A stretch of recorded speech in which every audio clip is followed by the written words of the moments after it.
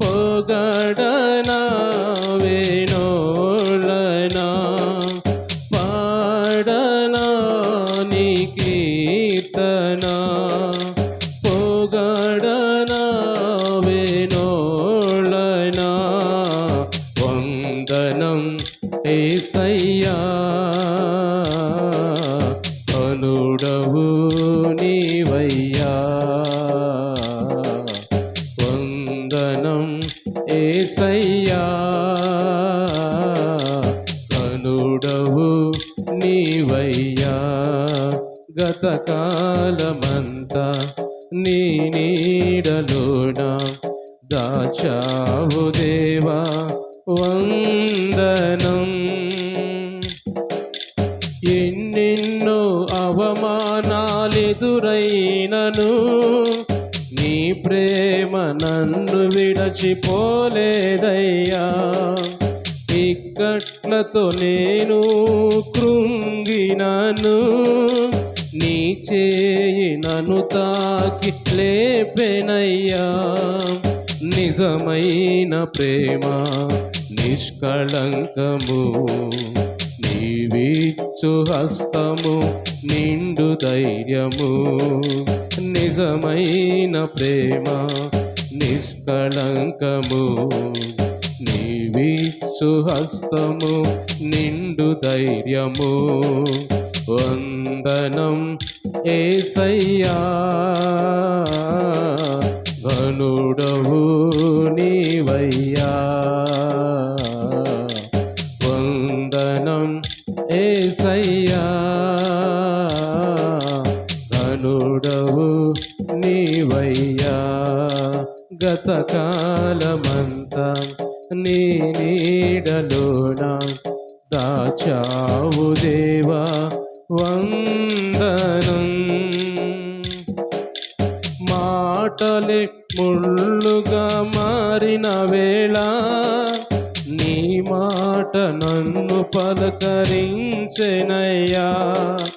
నిందలతో నేను నిండిన వేళ నీ దక్షిణ హస్తం నన్ను తాకెనయ్యా మరి చూద్దామా మాటలే ముళ్ళుగా మారిన వేళ నీ మాట నన్ను పలకరించెనయ్యా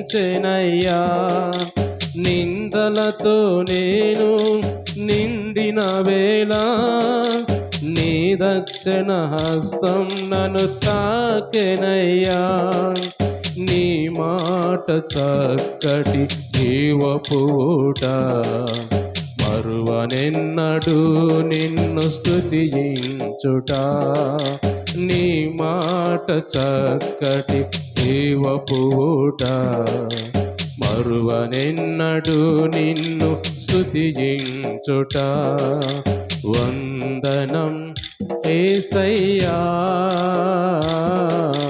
ఘనుడవు నీవయ్యా వందనం యేసయ్యా ఘనుడవు నీవయ్యా గతకాలమంతా నీ నీడలోన దాచావు దేవా వందనం కృప చూపినావు కాపాడినావు ఎలా తీర్చగలను నీ రుణం పాడనా నీ కీర్తన పొగడనా వేణోళ్ళనా పాడనా నీ కీర్తన పొగడనా వేణోళ్ళనా వందనం యేసయ్యా కనుడవు నీవయ్యా వందనం యేసయ్యా కనుడవు నీవయ్యా. అవునయ్యా యేసయ్యా నీకు వందనం, పరిశుద్ధుడా నీకు వందనాలయ్యా. అవును ప్రభువా, గడిచిన కాలం అంతా మమ్మల్ని కాపాడిన దేవా నీకు వందనాలయ్యా. రక్షించిన దేవా నీకు వందనాలు ప్రభా. గడిచిన దినాల్లో ప్రభా ఇగో ఎన్నెన్నో ఇక్కట్లు, ఎన్నెన్నో అవమానాలు, ఇబ్బందులు ప్రభా, శ్రమలు, శోధనలు ప్రభా, ఎన్ని ఎదురొచ్చినా కానీ ప్రభా అయా ఇదిగో మనుషులు ప్రభా అయా మాటలు ముళ్ళు బలి మాట్లాడుతున్నప్పుడు నాయన ఎన్ని వచ్చినా కానీ ప్రభా ఇదిగో ఇంతవరకు కాపాడావు నీకు వందనాలయ్యా. ఇదిగో ఇంతవరకు సజీవంగా ఉంచావు. వాటన్నిటిని ప్రభా ఎదుర్కొంటున్నాయన నీ సన్నిధిలో ప్రార్థించుకుంటూ ముందు కొనసాగుతుండగా దేవా మమ్మల్ని ఇంకా కాపాడుతున్న దేవా నీకు స్తోత్రాలయ్యా. ఇంకా మమ్మల్ని బలపరచండి ప్రభా, మమ్మల్ని బలపరచండి అయ్యా. ఆత్మీయంగా ఇంకా ఎదుగుతూ ప్రభా అలాంటి వాటిని ఎక్కడ ప్రభా లక్ష్య పెట్టకుండా ప్రభా నీ వైపే చూస్తూ మీ పరలోక రాజ్యం వైపు మేము పరుగులెత్తడానికి నాయన నీ రాజ్యానికి మేము ప్రభా వారసులు అవ్వడానికి సహాయం చేయండి ప్రభా అని అందరూ కూడా ప్రార్థన చేద్దాం. చిన్న ప్రార్థన చేస్తున్నాం. వనజాసి పాస్టర్ గారు చిన్న ప్రార్థన చేస్తున్నాం. అందరూ కూడా ప్రార్థన ఏకీభవిద్దాం. స్తోత్రం స్తోత్రం స్తోత్రం స్తోత్రం స్తోత్రం స్తోత్రం స్తోత్రం స్తోత్రం స్తోత్రం స్తోత్రం స్తోత్రం స్తోత్రం స్తోత్రం. అందరూ ప్రార్థన చేద్దాం. హల్లెలూయా హల్లెలూయా హల్లెలూయా హల్లెలూయా హల్లెలూయా హల్లెలూయా స్తోత్రాలు తండ్రి. అయా పాటల్లో ప్రార్థనలో మీరున్నారు. స్తోత్రాలయ్యా. అయా చేసిన మనవలన్నీ మీ సన్నిధికి చేర్చుకొని జవాబు దయచేసినందుకు స్తుతులు స్తోత్రాలు తండ్రి. కూడి వచ్చిన ప్రతి ఒక్క బిడ్డ మీద నీ ఆత్మ కృమ్మరింపు దయచేయండి అయా. నీ దాసుడు బలహీన నిలబడి నీ జీవవాక్కులు వివరించుచుండగా అయా నాతో మాతో మీరు మాట్లాడండి నాయన. అయా నిద్ర మొత్తు నుంచి దూరపరిచి నాయన భయముతో భక్తితో వాక్యాన్ని వినుటకు సహాయం దయచేయండి అయా. కరెంటు నియంత్రణ శబ్దాలని ఆధీనంలో ఉంచుకొని కూడి కాదు నుంచి అంతవరకు మీరుండి క్రమముగాను మర్యాదగాను జరిగించమని క్రీస్తు యేసు నామం పేరట అడిగి వేడుకొనుచున్నాము తండ్రి. ఆమేన్. అందరూ కూర్చుందామండి. అందరూ కూడా కూర్చుందాం. కొద్దిసేపు మనం అందరూ కూడా దేవుని వాక్యం ధ్యానం చేసుకుందాం. కింద కూర్చోలేని వారు కుర్చీలో కూర్చోండి. కాళ్ళు చాపుకొని కూర్చోవద్దు ఎవరి కింద కూడా.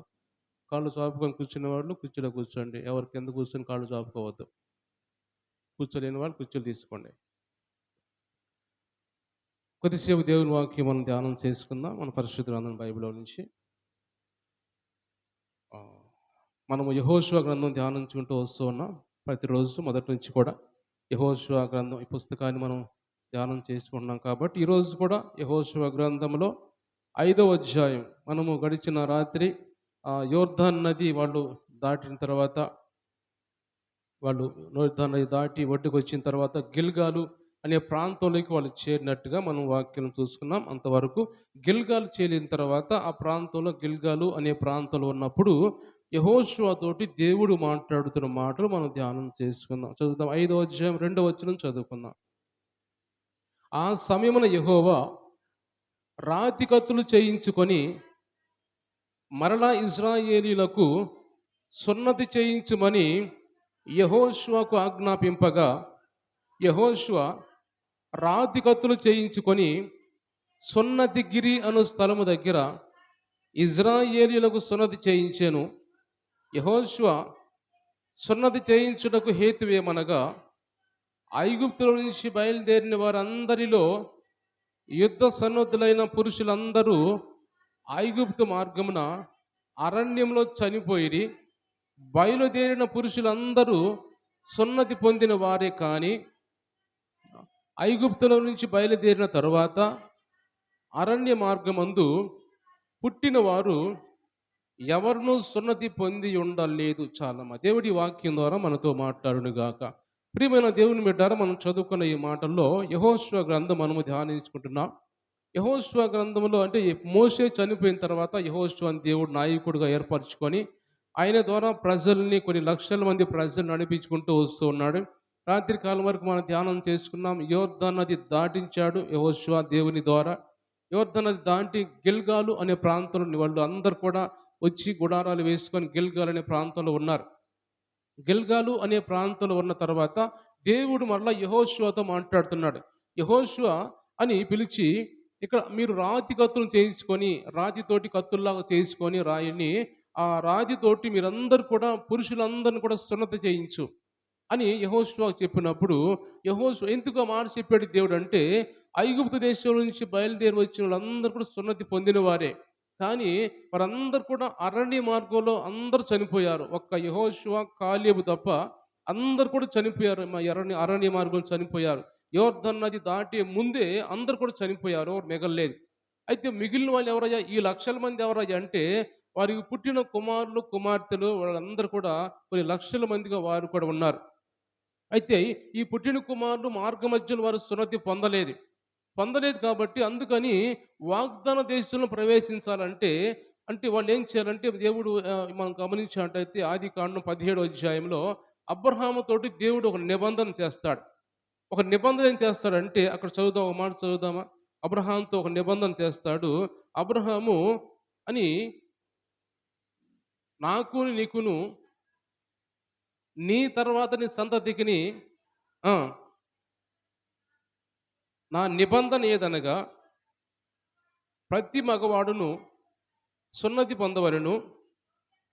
10, 11 చదువుతున్నా. చదవమ్మా. సున్నతి పొందవలెను. హ్మ్. హ్మ్.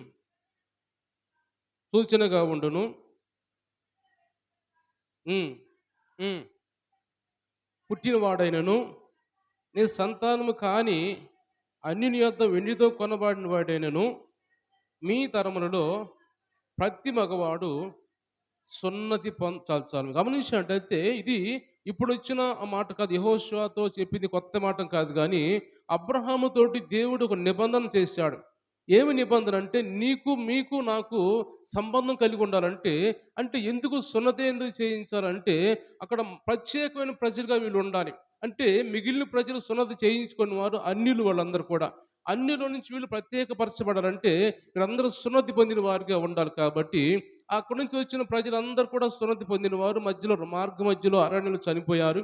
కాబట్టి ఈ ప్రజలందరూ మిగిలిన వారు వాళ్ళు పుట్టిన కుమారులు, కుమార్తెలు వాళ్ళందరూ ఎవరూ సున్నతి పొందలేదు కాబట్టి ఎందుకంటే వాళ్ళు ఇప్పుడు నిబంధన వాళ్ళు ఎందుకు నిబంధన చేశారంటే ఇప్పుడు వాళ్ళందరూ ఆహ్, వాగ్దాన దేశంలో ప్రవేశించబోతున్నారు.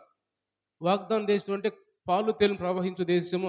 ఆ కనాను దేశంలో వాళ్ళు ప్రవేశించబోతున్నారు. అది దేవుని వాగ్దానం. ఎప్పటి నుంచి వాగ్దానం? అబ్రహాంతో వాగ్దానం చేశాడు. కొన్ని సంవత్సరాలు నీ బిడ్డలు చెరలో ఉంటారు కొన్ని సంవత్సరాల పాటు, 400 సంవత్సరాల పాటు.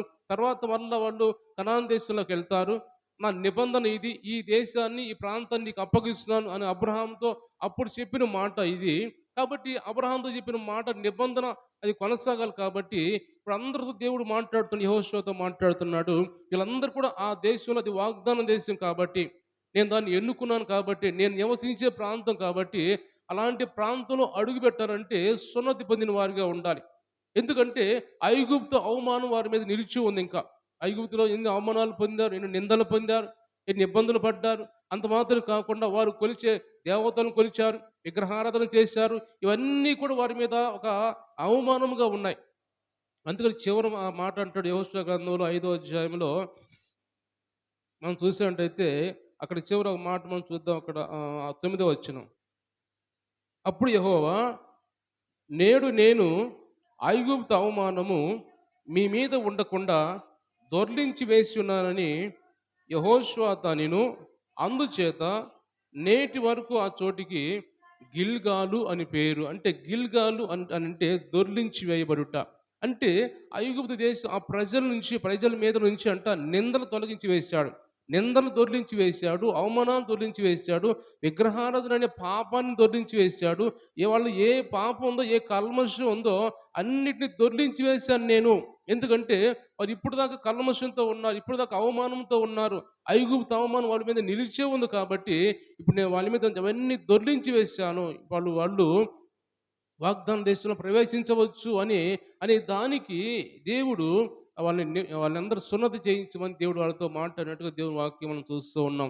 కాబట్టి రోజు దేవుడు మనతో మాట్లాడుతున్న మాటలు కూడా వీళ్ళు ఎలాగైతే కనాను దేశంలో చేరాలంటే, వాగ్దాన భూమిలో చేరాలంటే సున్నతి పొందాలో దేవుడు ఈరోజు మనం ఆధ్యాత్మికంగా దేవుడు మనతో మాట్లాడుతున్న మాటలు కూడా మనము కూడా పరమ కనాను అనే పరలోక రాజ్యంలో చేరాలంటే మనము కూడా హృదయ సున్నతి పొందాలి. ఈ లోక శరీర సున్నతి కాదు కానీ హృదయ సున్నతి పొందాలి. దేవుని వాక్యం మనతో మాట్లాడుతుంది. పాత నిబంధనలో మనం చూసినట్టయితే ఒక మాట ద్వితీయోపదేశ కాండము 10వ అధ్యాయము 16వ వచనం మనం చూసినట్టయితే అక్కడ రాసిన మాటలు కొన్ని. ద్వితీయోపదేశ కాండం 10వ అధ్యాయం 16వ వచనంలో కాబట్టి మీరు సున్నతి లేని మీ హృదయమునకు సున్నతి చేసుకొని ఇక మీదట ముష్కరులు కాకుండుడి, మీ హృదయానికి సున్నతి చేసుకోండి. దేవుడు ఇక్కడ మాట్లాడుతున్న మాటలు. ఎందుకంటే వారు ఎందుకలా మాట్లాడుతున్నాడు? వాళ్ళు దేవుని యెడల పాపం చేసిన వారుగా ఉంటున్నారు. దేవుని మాట వినకుండా వాళ్ళు ఎందుకు మాట్లాడుతున్నారంటే, మోషే పర్వతం మీదకెళ్ళి ఉపవాస ప్రార్థన చేస్తూ ఉంటే, వీళ్ళు కింద ఉండి ఏం చేస్తున్నారంటే వాళ్ళు పాపం చేస్తున్నారు. విగ్రహారాధన చేస్తున్నారు. విగ్రహాలు పెట్టుకొని వాళ్ళు దాని చుట్టూ తిరుగుతూ ఉన్నారు. అందుకే అంటున్నాడు, ఇక్కడ మోషే వచ్చి అంటున్నాడు, మీరు మీ హృదయానికి సున్నతి చేసుకోండి. మీ హృదయానికి సున్నతి లేకుండా మీరు అలాగ పాపంలో ఉన్నారు. ముష్కరులుగా ఉన్నారంటే, ముష్కరులు అంటే పాపులుగా ఉన్నారు. కాబట్టి అలాంటి హృదయంతో మీరు ఉండకుండా మంచి హృదయంతో మీరు అని చెప్పినట్టుగా దేవుడు ఈ రోజు మనతో మాట్లాడుతున్న మాటలు కూడా మనం కూడా పరలోక రాజ్యం చేరాలంటే మన హృదయాలు మనం సున్నతి చేసుకోవాలి. ఎలా సున్నతి చేసుకోవాలి? ఇప్పుడు వాళ్ళంటే యెహోషువ చేత రాతిగతులు చేయించుకుని వాళ్ళు సున్నతి చేయించుకున్నారు, శరీర సున్నతి చేయించుకున్నారు. కానీ ఇప్పుడు మన సున్నతి ఎలా చేయించుకోవాలి? కొత్త నిబంధనలో మనం పరలోక రాజ్యం చేరాలంటే ఎలా సున్నతి చేయించుకోవాలంటే, మన సున్నతి హృదయం సంబంధించింది కాబట్టి అది యేసు ప్రభు రక్తముతోటి మనం కడగబడాలి. యేసు ప్రభు మన కోసం మరణించాడు కాబట్టి ఆయన మరణించిన రక్తంతో మనం కడగబడాలి. లేకపోతే ఆయన శరీరాన్ని తిని, లేకపోతే మనం తినాలన్నా, ఆయన రక్తం తాగాలన్నా మన హృదయం ముందు సరిచేసుకోవాలి మనం. దేవుని వాక్యం చూసినట్టయితే కొన్ని మాటలు ఇర్మియా గ్రంథంలో కూడా మనం చూసినట్టయితే 4వ అధ్యాయం ఇర్మియా గ్రంథం 4వ అధ్యాయం కొన్ని మాటలు మనం చూద్దాం. దేవుని రాజ్యంలో మనం చేరటం ముఖ్యం. ఈ ఈ అధ్యాయం ఈ పుస్తకం అంతా మనం చదువుకుంటున్నాం. దేవుని రాజ్యంలో మనం చేరాలి. ఎందుకంటే దేవుని రాకడ చాలా సమీపంగా ఉంది. వచ్చుచున్నవాడు ఆలస్యం చేయకుండా వస్తున్నాడు కాబట్టి మనం సిద్ధపాటు కలిగి ఉండాలని దేవుడు మాట్లాడుతున్నాడు. 4 3 4 చదవమ్మా. 4వ అధ్యాయం 3, 4. హ్మ్. హ్మ్. యూదా వారికి యెరూషలేము నివాసులకు యెహోవా ఇలాగ సెలవిచ్చున్నాడు, ముళ్ళ పొదలలో విత్తనములు చల్లక మీ బీడు భూములను దున్నుడి, అవిధేయులయునుట మానుకొని మీ దుష్టక్రియలను బట్టి ఎవడును ఆర్పివేయలనంతగా నా ఉగ్రత అగ్నివలె కాల్చుకున్నట్లు యూదా వారులారా, యెరూషలేము నివాసులారా, యెహోవాకు లోబడి ఉండుడి. దేవుని స్తోత్రం చెల్లిద్దాం. హల్లెలూయా. ఇక్కడ అంటున్నాడు, హృదయాలు సున్నతి చేసుకోండి, హృదయాలు దున్నుకోండి. అక్కడ మనం చూసినట్టయితే 4వ వచనంలో అవిధేయులై అనే మాట దగ్గర ఒకటనేసింది చూడండి. ఆ కిందేం రాయబడిందంటే పుట్టినోట్లో, మీ హృదయములకు ఛేదన సంస్కారం చేసుకునంటే మీ హృదయాలకు సున్నత చేసుకోండి. అంటే మీ హృదయాలు దున్నుకోండి. హృదయాల్లో ముళ్ళ పొదల్లాగా ఉన్నాయి, గచ్చ పొదలు మలిచి ఉన్నాయి. కాబట్టి మీ హృదయాలు దున్నుకొని మీరు సున్నత చేయించుకొని అప్పుడు మీరు వాగ్దాన దేశంలో ప్రవేశించాలి అని ఇక్కడ దేవుడు మాట్లాడుతున్నట్టుగా వాక్యం మనం చూస్తూ ఉన్నాం. కాబట్టి ఈరోజు దేవుడు మనతో మాట్లాడుతున్న మాటలు, ఐగుప్తు అవమానం వారి మీద ఎలా నిలిచి ఉందో ఈ రోజు ఈ లోకపు అవమానం మన మీద ఉంది. లోకంలో ఉన్నాం కాబట్టి లోకం సంబంధించిన అవమానాలు, లోక మాలిన్యము అంతా మన మీద అంటి ఉంటుంది. ఈ అంటి ఉన్న లోక మాలిన్యాన్ని, లోక అవమానాన్ని, లోక సంబంధించిన పాపాలు, దోషాలన్నీ ఇవన్నీ మన మీద నుంచి దొర్లించి వేయబడాలి. దొర్లించి వేయబడాలంటే మనం ఏం చేయాలంటే, మనం సున్నతి చేయించుకోవాలంటే ఎలా సున్నతి చేయించుకోవాలి? యేసుప్రభు రక్తంతో మనం సున్నతి చేయించుకోవాలి. ఆ హృదయంతో మనం కడగబడాలి. కాబట్టి హృదయాలు మనం పరిశుద్ధంగా ఉంచుకోవాలని దేవుడు మనతో మాట్లాడుతున్నాడు. మొదటి నుంచి మాట్లాడుతూ వస్తున్న మాటలు ఒక్కొక్క మాట దేవుడు మనతో మాట్లాడుతున్నాడు. మీరు పరిశుద్ధులై ఉండండి, దేవుని చూస్తూ ముందుకు నడవండి. లేకపోతే యోద్ధాన్ని దాటడం అంటే మరణంలో నుంచి జీవములోకి మీరు దాటండి అని ఎలాగైతే మనం మొదటి నుంచి మాట్లాడుకుంటూ వస్తున్నామో, మనం మరణంలో నుంచి జీవంలోకి దాటడం అంటే మనం హృదయం సున్నతి చేయించుకోవాలి. మన సున్నతి లేకుండా, మన హృదయం సున్నతి లేకుండా, మన మారు మనసు లేకుండా, హృదయ సున్నతి అంటే మీకు అర్థమయ్యేలాగా చెప్పాలంటే మారు మనసు రక్షణ. మారు మనసు రక్షణ మనకు లేకుండా మనము పరలోక రాజ్యం చేరాలంటే అది అయ్యే పని కాదు. దేవుని ఆత్మతో నింపబడాలి, మారు మనసు రక్షణ పొందాలి. ఇది మనం సున్నతి చేసుకోవడానికి అర్థం అన్నమాట. కాబట్టి ఇది లేకుండా మనము వాగ్దాన భూమిలో అంటే పరలోక రాజ్యంలో చేరలేము మనం. కాబట్టి అది మనం పొందుకొని అప్పుడు మనం పరలోక రాజ్యంలో చేరాలని దేవుడు అందుకే అంటున్నాడు, మీ హృదయాల్ని ముళ్ళ పొదలు ఉన్నాయి, లేకపోతే గచ్చ పొదల్లాగా మలుస్తూ ఉన్నాయి, వాటిని దున్నుకొని బాగు చేసుకొని అప్పుడు మీరు సున్నత చేయించుకుని హృదయాలకి అని దేవుడు మాట్లాడుతున్నాడు. ఇంకా మనం చూసినట్టు దేవుని వాక్యంలో అదే మాట మనం చూస్తే రోమీయులకు రాసిన పత్రిక 2వ అధ్యాయంలో, రోమీయులకు రాసిన పత్రిక 2వ అధ్యాయము 28వ వచనం చదువుదాం. రోమీయులకు రాసిన పత్రిక 2వ అధ్యాయము 28వ వచనం మనం చదువుదాం. ఉమ్. యూదులైన వాడు యూదుడు కాదు, ఉమ్, శరీరమందు బాహ్యమైన సున్నతి కాదు, అయితే ఉమ్, అయితే అంతరంగమందు యూదుడైన వాడే యూదుడు, మరియు సున్నతి హృదయ సంబంధమైనదై ఆత్మ యందు జరుగునదే గాని అక్షరం వలన కలుగంది కాదు. అట్టి వానికి మ్ మెప్పు మనుషుల వలన కలుగదు. దేవుని వల్లనే కలుగును. దేవునికి స్తోత్రం చెల్లిద్దాం. హల్లెలూయా! మెప్పు పొందాలంటే మనము ఎవరు మనుషుల వల్ల పొందడం కాదు గానీ, దేవుని వల్ల మనం మెప్పు పొందాలంటే ఏం చేయాలంటే, మనము సున్నతి చేయించుకోని దేవుడు ఇక్కడ మాట్లాడుతున్నాడు. బాహ్యమునకు యూదుడైన వాడు యూదుడు కాదు. అంటే చూడటానికి యూదుల్లాగా కనపడతాడు. చూడటానికి పైగా బాగానే కనపడతాడు. వాళ్ళ వేషం వేరుగా ఉంటది. వాళ్ళ తల కట్టుకడుతూ ఉంటారు. లేకపోతే వాళ్ళ వేషాలన్నీ వేరుగా ఉంటాయి కాబట్టి చూడటానికి యూదుడే. చూడటానికి పైకి యూదుడుగా కనపడతారంట గానీ, నిజానికి యూదుడు కాదు. యూదులు కాదు మీరు. ఎందుకంటే మీ హృదయాలకు సున్నతి చేయించుకోలేదు కాబట్టి, మీరు బాహ్యాన్ని కనపడుతున్నారు కానీ, అంతరంగం మీకు సున్నతి బాగలేదు. అంతరంగం హృదయం బాగలేదు మీకు. కాబట్టి అని ఇక్కడ దేవుడు అపోస్తలుడైన పౌలు రోమా సంఘంతో మాట్లాడుతూ అంటున్నాడు. శరీరమందు బాహ్యమైన సున్నతి కాదు గాని, అయితే అంతరంగమందు యూదుడైన వాడే యూదుడు. మరియు సున్నతి హృదయ సంబంధమైనదే. అంటే అంతరంగమందు బాగుండాలి. అంతరంగం హృదయం బాగుండాలి. హృదయం బాగుంటే నువ్వు నిజంగా యూదుడివే. హృదయం బాగలేకుండా పై వేషం మంచి వేషం వేసుకొని నేను యూదుడిని, లేకపోతే నేను క్రైస్తవుడిని, లేకపోతే నేను మంచిగా చాలా పద్ధతిగా నేను ప్రార్థనకెళ్తున్నాను, దేవుని సన్నిధికెళ్తున్నాను అని పై వేషాలను చూస్తే అది హృదయ సంబంధం లేకుండా, హృదయ సున్నతి లేకుండా, హృదయ మార్పు లేకుండా మన పై వేషానికి మనం దేవుని సన్నిధికి అలా వస్తే ఎలాంటి ప్రయోజనం లేదు. వాళ్ళని దేవుడు మెచ్చుకోవడం దేవుడు మాట్లాడుతున్నాడు. దేవుడు మెచ్చుకోవాలంటే మనం ఏం చేయాలంటే మన హృదయం మార్పు చెందాలి. హృదయ సున్నతి చెందాలి. గమనించినట్టు దేవుని వాక్యంలో యోహాను సువార్త మనం చూసినట్టయితే యోహాను సువార్త మొదటి అధ్యాయంలో అక్కడ నతనయేలు గురించి మాట్లాడతాడు. ఒక మాట చూడండి అక్కడ యోహాను సువార్త మొదటి అధ్యాయంలో నతనయేలు గురించి మాట్లాడుతూ హ్మ్. 47 వచనం చదువుదాం. యేసు నతనయేలు తన యొద్దకు వచ్చుట చూసి, ఇదిగో ఇతడు నిజముగా ఇశ్రాయేలీయుడు, ఇతని యందు ఏ కపటము లేదని అతన్ని గూర్చి చెప్పాను. దేవుని స్తోత్రం చెల్లిద్దాం. హల్లెలూయా! అంటే నిజముగా యూదులైన వాడు ఎలా ఉంటాడు? నిజంగా యూదులైన వాడు తన హృదయం మార్చుకొని ఆయన ఆయన మనస్తత్వం వేరుగా ఉంటది. ఆయన మాటలు వేరుగా ఉంటాయి. ప్రవర్తనలు వేరుగా ఉంటాయి. పైకి అలా ఉన్నవారు ఎలా ఉంటారంటే మాత్రం కూడా దేవునికి లోబడేవారుగా ఉండరు. వాళ్ళ మాటలు వేరుగా ఉంటాయి. క్రియలు వేరుగా ఉంటాయి. అందుకే అంటున్నాడు ఇప్పుడు నతనయేలు గురించి అంటున్నాడు. నతనయేలుని ఎక్కడో ఉన్నాడు చూసాడు దేవుడు. ఎక్కడో దూరంగా ఉన్నప్పుడు చూసాడంట. అతని దగ్గరికి వచ్చిన తర్వాత నతనయేలు గురించి దేవుడు అంటే యేసుప్రభు అంటున్నాడు, ఇతను నిజంగా ఇశ్రాయేలుడే. ఇతనిలో ఏ కపటం లేదు. అంటే ఇతని హృదయం చాలా మంచిగా ఉంది. అతని హృదయం చాలా సున్నితంగా ఉంది. యథార్థంగా ఉంది అని నతనయేలు గురించి దేవుడు మాట్లాడుతున్నాడు. అంటే ఇతను నిజంగా యూదుడే. బాహ్యానికి యూదుడే, అంతరంగానికి కూడా యూదుడే. ఎందుకంటే దేవుని ద్వారా ఒక మంచి సాక్ష్యం ఇప్పించుకున్నాడు అతను. నిజంగా ఇతనిలో ఏ కపటం లేదు. నిజంగా ఈయన యూదుడు. నిజంగా కపటం లేనివాడు. హృదయం బాగుంది అని నతనయేలుని యేసుప్రభు మెచ్చుకున్నాడు. అందుకు దేవుడు మాట్లాడుతున్నాడు. పై వేషాన్ని కాదు గాని, ఈరోజు దేవుడు మనతో మాట్లాడుతున్న మాటలు కూడా పై వేషాన్ని కాదు గాని, పై చూడడానికి దేవుని బిడ్డలుగా, దేవుని భక్తులు కనపడటం కాదు గాని, హృదయాన్ని సున్నతి చేసుకోవాలి మనం. హృదయాన్ని మార్చుకోవాలి. ఎంతకాలం అలాగ వచ్చినా హృదయం మార్చుకోకుండా యరొబాము భార్య ఎలా వచ్చింది? అహియాను ప్రవక్త దగ్గరికి యరొబాము భార్య ఎలా వచ్చింది? రాజుల మొదటి గ్రంథం మనం చూస్తే అక్కడ చదవాల్సిన పని లేదు. 14వ అధ్యాయంలో రాయబడిన మాటలు ఉంటాయి. యరొబాము భార్య మారు వేషం వేసుకొని ప్రవక్త దగ్గరికి వెళ్ళింది. పైకేమో వేషం వేసింది కానీ చాలా పద్ధతిగా ముసుగు వేసుకొని చాలా నెమ్మదిగా ఏమీ తెలియనట్టుగా దేవుని ప్రవక్త దగ్గరికి వెళ్ళి ఏదో మాట్లాడదాం, ఏదో అడుగుదామని పోయింది కానీ, దేవుని ప్రవక్త దగ్గరికి వెళ్ళే ముందే దేవుడు ప్రవక్తతో మాట్లాడతాడు. ఇదిగో నీ దగ్గరికి వేషం వేసుకొని వస్తుంది యరొబాము భార్య, రాజు భార్య అని దేవుడు ముందుగానే అహీయా ప్రవక్తకి చెబుతాడు. అహీయా ప్రవక్త ముందుగానే చెబుతాడు. యరొబాము భార్య నువ్వు ఎందుకు వేషం వేసుకొని వస్తున్నావు అని ముందుగానే ఆమె వేషం గమనిస్తాడు దేవుడు ఇక్కడ.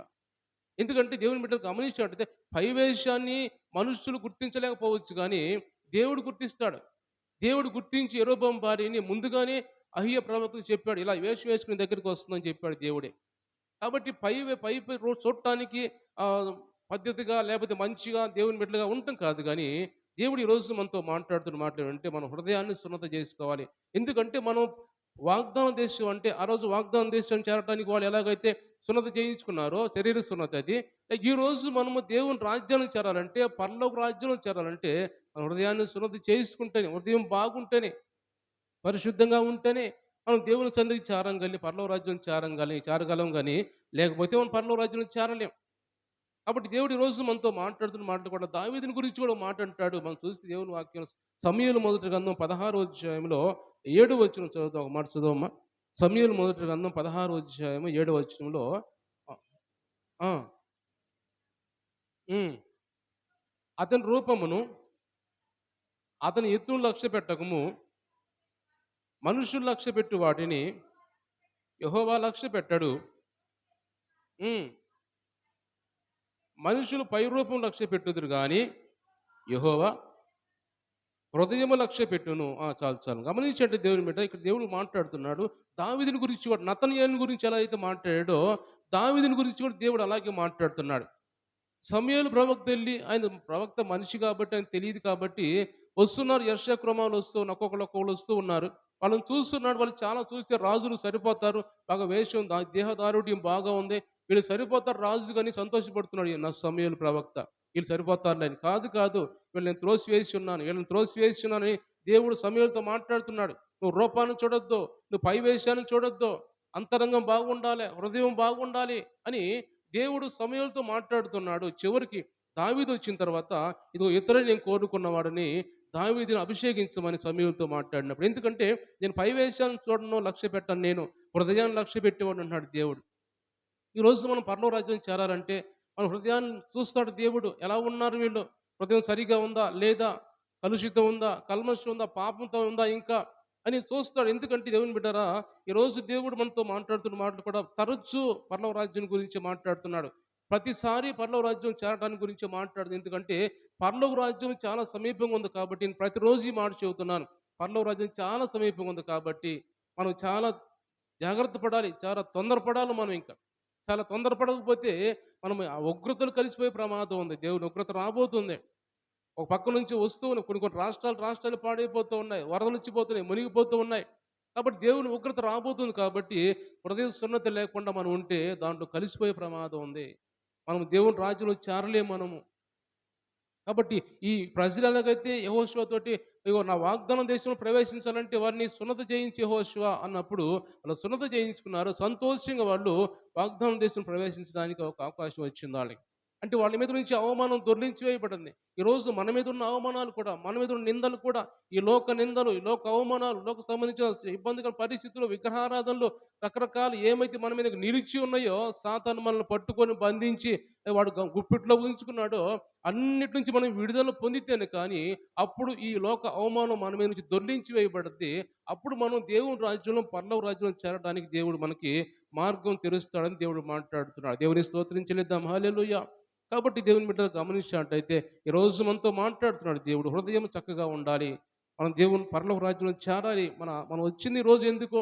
ఏదో ఇంకా దేవుడు మాట్లాడుతుండే ఏమిటంటే మనం ఇంకా దేవుడు రాకడ వస్తుంది కాబట్టి మనం ఇంకా మా బలహీనతల కోసం లేకపోతే మన అప్పుల కోసం, ఆర్థిక ఇబ్బందుల కోసం, మా కుటుంబాన్ని బాగు చేయి ప్రభా, బలహీనత తీసి ఇవన్నీ అడగాలి కానీ, ఇది అడగాల్సిన రోజులు కాదంట ఇవి. చాలా మంది గొప్ప గొప్ప ప్రవక్తలు దేవుని వాక్యం మాట్లాడుతున్న మాట అంటే, ఇవి అడగాల్సిన రోజులు గతించిపోయినాయి. దేవుడు రాకడ వచ్చింది కాబట్టి, నా హృదయం బాగు చేయి ప్రభా, నేను రాజ్యంలో చేరాలి అనే దాని గురించి మనం దేవుడిని అడగాలి. ముఖ్యంగా దాని గురించి దేవుడిని అడగాలి. హృదయాన్ని సరిచేసుకొని ప్రభా, నేను రాజ్యానికి వారసురాలుగా నేను ఉండాలి ప్రభా. అది నాకు కావాలి ముఖ్యంగా. ఎందుకంటే దేవుని వాక్యం ఒక మాట జాగ్రత్తగా వినండి. ఒక మాట చదువుతాను. జాగ్రత్తగా ఆలకించండి. హృదయంలో తీసుకోండి ఆ మాట. మత్తయి సువార్తలో 6వ అధ్యాయంలో దేవుడు మాట్లాడుతాడు. మత్తయి సువార్త 6వ అధ్యాయంలో మాట్లాడుతూ ఒక మాట అంటాడు. మీరు నా రాజ్యాన్ని, నా నీతిని మీరు వెదకండి. 6వ అధ్యాయము హ్మ్. 31 చదువుదాం. 31 నుంచి చదువుదాం కిందకి. కాబట్టి ఏమి తిందుమా, ఏమి త్రాగుదమా, ఏమి ధరించుకుందామా అని చింతింపకుడి. అన్ని జనులు వీటన్నిటి విషయమై విచారిస్తారు. ఇవన్నీ మీకు కావాలని మీ పరలోకపు తండ్రికి తెలుసు. కాబట్టి మీరు ఆయన రాజ్యమును, నీతిని మొదట వెదకండి. అప్పుడు అవన్నీ కూడా మీకు అనుగ్రహించబడును. రేపటిని గూర్చి చింతించకుడి. రేపటి దినము దాని సంగతులను గూర్చి చింతించును. ఏనాటి కీడు ఆనాటికి చాలును. దేవుని స్తోత్రం చెల్లిద్దాం. హల్లెలూయా. దేవుడికి అంటున్నాడు, మనం ఇంకా తినటాని గురించి లేదా సంపాదించుకోవడం గురించి, డబ్బు గురించి, వీటి గురించి ఆలోచించబాకండి. దేవుడు అంటున్నాడు అవన్నీ మీకు కావాలని దేవుడికి తెలుసంట. అంటున్నాడు అవన్నీ మీకు కావాలని దేవుడికి తెలుసు కానీ మీరు ఏం చేయాలంటే వీటన్నిటి గురించి ఆలోచించొద్దు. ఎవరు ఆలోచిస్తారు వీటి గురించి? అన్ని జనులు ఆలోచిస్తారు. దేవుడు లేనివారు ఆలోచిస్తారు. బాధపడుతూ ఉంటారు. ఏం చేయాలా? ఏం తినాలా అని. నేను మీకున్నాను కాబట్టి మీకేం కావాలో నాకు తెలుసు. నేనిస్తాను. కాబట్టి మీరేం చేయాలంటే, మొదట నా రాజ్యాన్ని, నా నీతిని మీరు వెదకండి. అప్పుడు అవన్నీ మీకు అనుగ్రహిస్తా. ఇవ్వనంటలేదు దేవుడు. అన్నీ ఇస్తాడు. బలహీనత నుంచి విడుదల చేస్తాడు. ఆర్థిక ఇబ్బంది నుంచి విడుదల చేస్తాడు. అప్పుల నుంచి విడుదల చేస్తాడు. సమృద్ధి ఇస్తాడు. ఆహారం ఇస్తాడు. అన్నీ ఇస్తాడు దేవుడు. అన్నీ ఇస్తాడు. కానీ దేవుడు అంటున్నాడు, అంతకంటే ముందు నా రాజ్యాన్ని, నా నీతిని మీరు వెతకండి. మీరు మారు మనసు రక్షణ పొంది సిద్ధంగా ఉండండి. అప్పుడు మీకు అన్నీ నేను అనుగ్రహిస్తాను. ఏదైనా ఈ లోక సంబంధించిన ఏం కావాలో మీకు కుటుంబంలో అన్నీ నేను ఇస్తానని దేవుడు మాట్లాడుతున్నాడు. ఈ మాట చాలా చాలా మన హృదయం గుర్తు చేసుకుంటూ ఉండాల. ఎందుకంటే మనం ఎప్పుడు చూసినా దిగులుతో విచారంగా మనం ఎక్కడ ఉండకూడదు. ఎందుకంటే మనం కలిగి ఉన్న దేవుడు గొప్ప దేవుడు కాబట్టి, ఆయన సహాయం చేసే దేవుడు కాబట్టి, నేను మీకున్నాను, మీకేం కావాలో నాకు తెలుసు అంటున్నాడు కాబట్టి, ఆయనే అంటున్నాడు కాబట్టి, ఆయన మనకిస్తాడు. ఏది కావాలో మనకిస్తాడు. దాని గురించి ఆలోచించి చింతించొద్దు. చింతించడం వల్ల మనం అంటాడు దేవుడు వాక్యం అంటాడు, మీ ఎత్తు ఏమన్నా 3 ఎక్కువ చేసి ఉంటారా? ఏం లేదు కదా! అలాగే అంత ఎత్తే ఉంటారు. మీరు చింతించినందువల్ల ఎత్తు ఏం పెరగరు కదా! కాబట్టి నేను మీకు సహాయం చేస్తాను. మీ చింత యావత్తు నా మీదే వెయ్యండి. నేను మీకు సహాయం చేస్తా అంటాడు దేవుడు. కాబట్టి ఈ మాటలన్నీ వింటున్న మనం కూడా మన హృదయంలో తీసుకొని జ్ఞాపకం ఉంచుకొని మొదట సున్నతి పొందాలి. హృదయ సున్నతి పొందాలి. అందుకే యేసు ప్రభు ఈ లోకానికి దిగి వచ్చి మన కోసం ఆయన రక్తము కార్చి ఆ రక్తంతో మనల్ని సున్నతి చేయటానికి, హృదయ సున్నతి చేయటానికి దేవుడి లోకం మనకు దిగి వచ్చినట్టుగా దేవుడు ఒక్క మాట చదువుకొని ముగించుకుందాం. కొలస్సీలు రాసిన పత్రిక 2వ అధ్యాయము 11, 12 వచనాలు చదువుదాం. కొలస్సీలు రాసిన పత్రిక 2వ అధ్యాయము 11, 12 వచనాలు చదువుదాం. ఉమ్, ఉమ్, ఉమ్, ఉమ్. ఆయన యందు చేతులతో చేయబడని సున్నతి పొందితిరి. హ్మ్. ఆయనతో కూడా పాతి పెట్టబడి వారై ఆయనను మృతుల నుండి లేపిన దేవుని ప్రభావమందు విశ్వసించుట ద్వారా ఆయనతో కూడా లేచిదిరి. చాలు చాలు గమనించండి, దేవుడు మాట్లాడుతున్నాడు. మీరు కూడా క్రీస్తు సున్నతి యందు శరీర ఇచ్చలతో కూడిన స్వభావమును విసర్జించి ఆయన యందు చేతులతో చేయబడిన సున్నతి, అంటే చేతులతో చేయబడిన సున్నతి హృదయ సున్నతి, ఆయన రక్తం ద్వారా కడగబడితిరి అని మాట్లాడుతున్నాడు. కాబట్టి మీరు బాప్తిస్మమందు ఆయనతో కూడా పాతి పెట్టబడిన వారై ఆయనను మృతుల నుంచి లేపిన దేవుని ప్రభావం మందు విశ్వసించడం ద్వారా ఆయనతో కూడా మరలా లేచారు. మీరు బాప్తిస్మం పొందారు, ఆయనతో చనిపోయారు, ఆయన పునరుద్ధారణ లేచినట్టుగా మనం కూడా పునరుద్ధానం లేచాం బాప్తిస్మం పొంది. కాబట్టి మీరు సున్నతి పొందిన వారుగా ఉన్నారు అని కొలస్సీ సంఘంతో అపోస్తలుడైన పౌలు మాట్లాడుతున్నట్టుగా మనం కూడా పొందిన ఆ సున్నతిని, పొందిన మారుమనసు రక్షణని కాపాడుకోకుండా మనం వ్యర్థపరుచుకోకూడదు. దేవుని సమయాన్ని వేరే దానికి అప్పగించకూడదు. మనం చాలామంది గమనిస్తాం, దేవుని సమయాన్ని పోగొట్టుకుని వ్యర్థమైన సమయాన్ని చూస్తూ ఉన్నారు. వ్యర్థంగా సమయాలు మాటల ద్వారా సమయం పోగొట్టుకుంటూ ఉన్నారు. కాబట్టి దేవుని సమయాన్ని దేవునికి ఇవ్వాలి. ఇది మనం గమనించి, లేకుంటే మనము దేవుని సమయాన్ని దేవునికి ఇవ్వకపోతే అది పాపంగా పరిగణించబడుతుంది. కాబట్టి మన దేవుని సన్నిధిలో ఈ మాటలు మనం వింటున్నప్పుడే, ప్రభా నేను కూడా నా హృదయాన్ని సున్నతి చేసుకుంటున్నాను, ఒక నతనయేలు వలె లేకపోతే దావీదు వలె నా హృదయం నాయన పరిశుద్ధంగా ఉంచుకుంటాను ప్రభా, నీ రాజ్యానికి, పరలోక రాజ్యానికి అర్హులుగా నేను ఉంటాను ప్రభా అని దేవుని సన్నిధిలో మనం ప్రార్థన చేద్దాం. దేవుడి మాటలు దీవించి ఆశ్రయించును గాక. అందరు కళ్ళు మూసుకుందాం, ప్రార్థన చేసుకుందాం. అందరూ కూడా ప్రార్థన చేసుకుందాం. దేవా, ఈ రోజునైనా 6వ రోజు ఉపవాస ప్రార్థనలో మమ్మల్ని ప్రవేశపెట్టినైనా ఈ రాత్రి కాలం ప్రభా, అంత మాత్రమే కాకనైనా ఇదిగో గడిచిన నెలలన్నీ కాపాడి